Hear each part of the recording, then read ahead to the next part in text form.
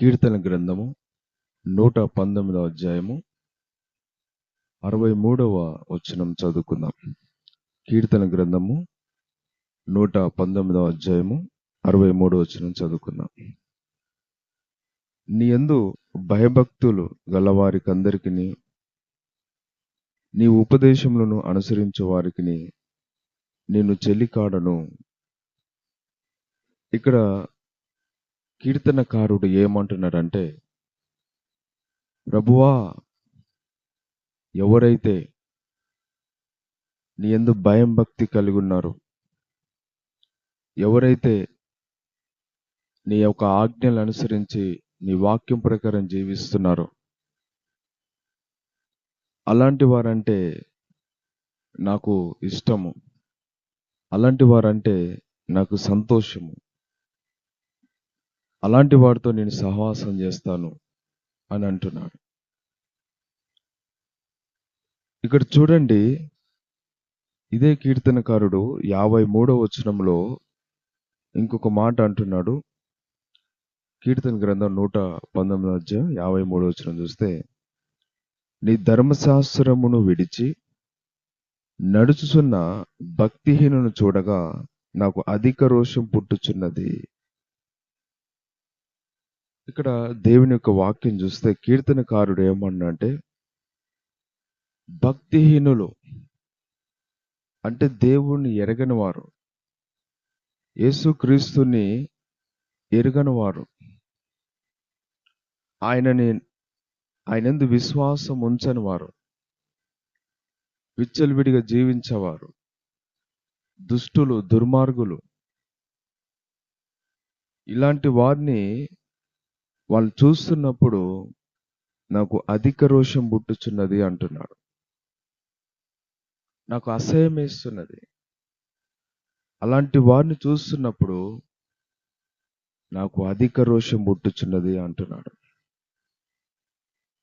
ఇక్కడనేమో 63 వచనంలోనేమో ఎవరైతే యేసు ప్రభువు యందు భయం భక్తి కలిగి ఉంటారో, అయ్యా, ఎవరైతే నీ యందు విశ్వాసం ఉంచి పరిశుద్ధత కలిగి నీకు నమ్మకంగా ఉంటారో అలాంటి వారంటే నాకు ఇష్టము అంటున్నాడు. కానీ భక్తిహీనులంటే దేవుని మార్గాన్ని అనుసరించని వారు, పాపాన్ని ప్రేమించేవారు, అలాంటి వారంటే నాకు ఇష్టం లేదు. భక్తిహీనులు అంటే ఇష్టం లేదు. దుర్మార్గులు, దుష్టులు అంటే ఇష్టం లేదు. కానీ నీ యందు భయం భక్తి కలిగిన వారంటే నాకు ఎంతో ఇష్టము, అలాంటి వారితో సహవాసం చేస్తాను అంటున్నాడు. ఈరోజు ప్రతి ఒక్క క్రైస్తవులు, ప్రతి విశ్వాసులు కూడా ఈ విధంగానే జీవించాలి. ఎందుకంటే యేసు ప్రభు మనల్ని ఈ లోకములో నుండి వేరు చేసినాడు. క్రైస్తవులు అంటేనే లోకంలో నుంచి ప్రత్యేకించబడిన వారు, లోకము నుండి వేరు చేయబడిన వారు. కాబట్టి మనము ఈ లోకంలో ఉన్న దుష్టులతో సహవాసం చేయకూడదు. ఎవరైతే ఆయన బిడ్డలు ఆయనను అనుసరిస్తున్నారో అలాంటి వాటితో మాత్రమే సహవాసం చేయాలి.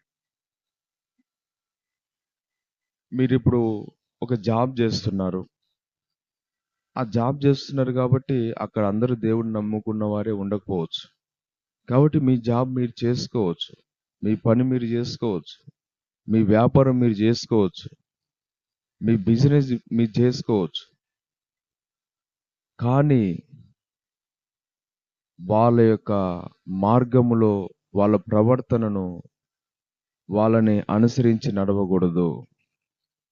వాళ్ళ క్రియలను, వాళ్ళ యొక్క చెడు మార్గమును అనుసరించకూడదు. అలాంటి వారి దగ్గర కూర్చోవద్దు, అలాంటి వారితో స్నేహము చేయకూడదు అంటున్నాడు. అందుకనే కీర్తన గ్రంథము మొదటి అధ్యాయంలోనే, కీర్తన గ్రంథంలో మొదటి అధ్యాయంలోనే మొదటి వచనంలోనే అక్కడ వాక్యం ఏముంటుందంటే, దుష్టుల ఆలోచన చొప్పున నడవక. దుష్టుల ఆలోచన చొప్పున నడవకూడదు. పాపుల మార్గంలో నిలవక. పాపులు ఉండే చోటున ఉండకూడదు. అపహాసకులు కూర్చున్న చోట కూర్చోనక. అపహాసకులు కూర్చున్న చోట కూడా కూర్చోవద్దు. ఏం చేయాలంటే ఇట్లాంటి వాళ్లకు, ఇలాంటి వాడితో సహవాసం చేయకుండా, అలాంటి వాడి దగ్గర కూర్చోకుండా, మనము ఎవరైతే దేవుని బిడ్డలు ఉంటారో అలాంటి వాడితో సహవాసం చేయాలి. అలాంటి వాడితో మనము కలిసి ఐక్యత కలిగి దేవుని స్తుతించాలి. బైబిల్ అందుకనే చెప్తుంది, నువ్వు ఎవరితో సహవాసం చేస్తున్నావో వారి వల్లనే ఉంటావు. నువ్వు పరిశుద్ధులతో సహవాసం చేస్తే నీకు పరిశుద్ధత వస్తుంది. కానీ ఒక త్రాగుబోతుతో సహవాసం చేస్తే నువ్వు కూడా త్రాగుబోతు అవుతావు. ఒక వ్యభిచారితో సహవాసం చేస్తే నువ్వు కూడా వ్యభిచారి అవుతావు. ఒక దొంగతో సహవాసం చేస్తే నీవు కూడా దొంగ వలె మారుతావు. కాబట్టి ఇంకా నరహంతకులతో సహవాసం చేస్తే నరహంతకులకు మారుతారు. అవిశ్వాసులతో సహవాసం చేస్తే అవిశ్వాసులుగా మారిపోతారు. ఇట్లాంటి వారందరితో సహవాసం చేయకుండా ఎవరైతే ప్రార్థన చేస్తారో, ఎవరైతే పరిశుద్ధంగా ఉంటారో, ఎవరైతే మందిరానికి వెళ్తారో, దేవుని స్తుతించి దేవునికి నమ్మకంగా ఉండి జీవిస్తారో అలాంటి వాడి దగ్గర వెళ్ళి కూర్చో. అలాంటి వాడి దగ్గర వెళ్ళి సహవాసం చేయి. అలాంటి వాడి దగ్గర వెళ్ళి కలిసి ప్రార్థన చేయాలి. అంతేగాని ఈ లోకంలో ఉన్న వారితో సహవాసం చేస్తే ఈ లోకంలో ఉన్నవారు దేవుని ఎరిగి ఉండలేదు. దేవుని మార్గం తెలియదు. వాళ్ళు పాపను ప్రేమించేవారు, లోకాశను ప్రేమించేవారు. కాబట్టి అలాంటి వారు దేవునికి విరోధము అని బైబిల్ చెప్తుంది. అలాంటి వారి దగ్గర పోయి సహవాసం చేయొద్దు. అందుకనే నువ్వు లోకం నుంచి ప్రత్యేకించబడ్డావు కాబట్టి పరిశుద్ధులతోనే సహవాసం చేయాలి. అప్పుడు మాత్రమే నువ్వు ఇంకెక్కువ ఆత్మీయతలో, ప్రార్థనలో, పరిశుద్ధతలో ఎదగలుగుతావు. అందుకని ఈరోజు దేవుని యొక్క వాక్యం సెలవిస్తుంది. కీర్తనకారు అంటున్నాడు, నీ యందు భయం భక్తి ఉన్న వారితో నేను సహవాసం చేస్తాను. నీ పరిశుద్ధులతో మాత్రమే సహవాసం చేస్తాను అంట. దుష్టులంటే నాకు అసహ్యం, కానీ నీ ప్రజలు, నీ విశ్వాసులు అంటే నాకు ఇష్టము. వారితోనే సహవాసం చేస్తాను. అందుకని దేవుని యొక్క వాక్యం ఏం సెలవిస్తుందంటే, యాకోబు రాసిన పత్రిక 4వ అధ్యాయము 4వ వచనంలో ఒకసారి మనం చూస్తే,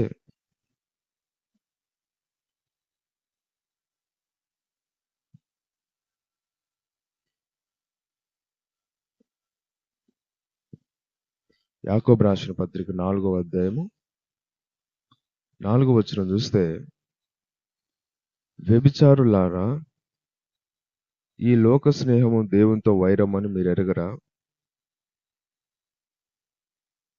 కాబట్టి ఎవడు ఈ లోకముతో స్నేహము చేయగొరునో వాడు దేవునికి శత్రువగును. ఇక్కడ దేవుని ఒక వాక్యం సెలవిస్తుంది చూడండి. ఈ లోక స్నేహము దేవునితో వైరము. కాబట్టి ఎవడు ఈ లోకంతో స్నేహం చేయగోరునో వాడు దేవునికి శత్రువగును. నువ్వు లోకంతో స్నేహం చేయాలనుకుంటే, నువ్వు పాపిష్టులతో సహవాసం చేయాలనుకుంటే, ఈ లోకంలో ఉన్న శరీరాశ, నేత్రాశ, జీవజ్ఞము అనుసరించే వాళ్ళతో సహవాసం చేయాలనుకున్నట్లయితే, అలాంటి వాటితో సహవాసం చేస్తున్నట్లయితే నీవు దేవునికి శత్రువు అవుతావు. అందుకనే అట్లాంటి వాడితో కాదు, పరిశుద్ధులతోని, దేవుని యందు భయభక్తుల వారితో సహవాసం చేయి. బైబిల్ సెలవిస్తుంది, విశ్వాసకి అవిశ్వాసకి పొత్తెక్కడ? విశ్వాసికి అవిశ్వాసికి పొత్తు లేదు. చీకటికి వెలుగు పొత్తు లేదు. అందుకని విశ్వాసులు అవిశ్వాసులతో గాని ఈ లోకస్తులతో గాని సహవాసం చేయకూడదు. మనం దేవుని నమ్ముకున్న వారితోనే సహవాసం చేస్తే మనం కూడా అలాంటి వారి వల్లనే పరిశుద్ధంగానే దేవుని మనం స్తుతించగలుగుతాము. కాబట్టి ఈరోజు నువ్వు నీ ఆత్మీయ స్థితి ఏ విధంగా ఉంది? నువ్వు ఎక్కడైనా ఉండొచ్చు, ఏ పనైనా చేస్తూ, కానీ లోకం మాత్రం నీలోకి రాకుండా చూసుకో. ఇప్పుడు పడవ ఉంది, ఆ పడవ నీళ్ళల్లో ఉంటుంది, నీళ్ళలో ప్రయాణిస్తుంది, కానీ నీళ్లు పడవలోకి రాకుండా చూసుకోవాలి. అప్పుడు మాత్రమే ఆ పడవ చేరవలసిన గమ్యానికి చేరుతుంది. మనం లోకంలోనే ఉంటాం, మనం లోకంలోనే తప్పించుకోలేం. కానీ లోకాశలు, లోకములున్న శరీరాశలు, ఇవి ఈ లోక స్నేహం మనలోకి రాకుండా చూసుకోవాలి. అప్పుడు మాత్రమే నువ్వు ధన్యుడు ధన్యురాలవుతావు. ఈ లోకాన్ని జయించిన వారుగా అవుతారు, దేవునికి ఇష్టలుగా ఉంటారు. అలాంటి వారు మాత్రమే దేవుని రాజ్యంలో ప్రవేశిస్తారు అని దేవుని వాక్యం బహు స్పష్టంగా తెలియజేస్తుంది. యథార్థవంతులు మాత్రమే దేవుని రాజ్యంలో ప్రవేశం ఉంటుందంట. కాబట్టి ఈరోజు మరి ఈ వాక్యం ఇట్టిన ఎవరైనా సరే నీ సహవాసం ఏ విధంగా ఉంది? నువ్వెవరితో సహవాసం చేస్తున్నావు? వ్యర్థమైన ముసలమ్మ ముచ్చట్లు పెట్టే కాడికి వెళ్ళి సహవాసం చేస్తున్నావా? భక్తిహీనులతో సహవాసం చేస్తున్నావా? లోకస్తులతో సహవాసం చేస్తున్నావా? నువ్వు ఏ విధంగా ఎవరితో సహవాసం చేస్తున్నావు ఒక్కసారి చూసుకో.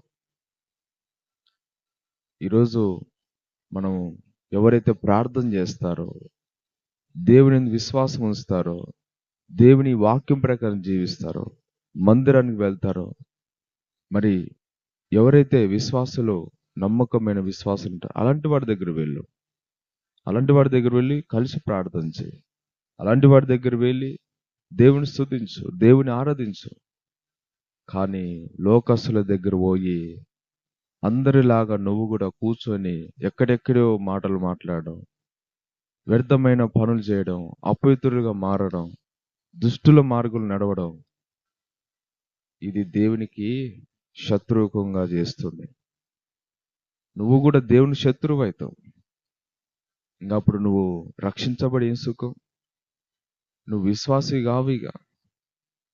కాబట్టి ఈరోజు అలాంటి ఈ లోక స్నేహాన్ని చేయగోరకు నువ్వు ఎక్కడున్నా ఏ పనిలో ఉన్నా సరే కానీ దేవునికి నమ్మకంగా ఉండు.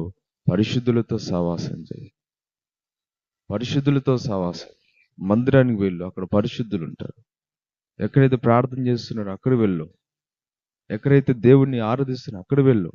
కానీ ఒక దొంగల దగ్గరకో, దొంగలతోనో, నరహంతకులతోనో, వ్యభిచారికులతోనో, తిండిబోతులతోనో, త్రాగుబోతులతోనో, లంచం తీసుకునే వాళ్ళతోనో, మోసం చేసిన వాళ్ళతోనో, ఒక విగ్రహారాధికులతోనో, ఇట్లాంటి వాళ్ళతో సహవాసం చేస్తే ఆ యొక్క ప్రభావం నీ మీద పడి నీ భక్తిని, నీ ప్రార్థనను, నీ పరిశుద్ధతను, నీ యొక్క ఆత్మీయతనంతా కూడా కోల్పోతావు.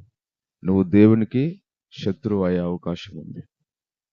కాబట్టి అటు విధంగా ఉండకూడదు. మనం పరిశుద్ధులతోనే సహవాసం చేద్దాము, అటు విధంగా జీవించుతాము. దేవుడు ఈ మాటలు దీవించును గాక. ఆమేన్.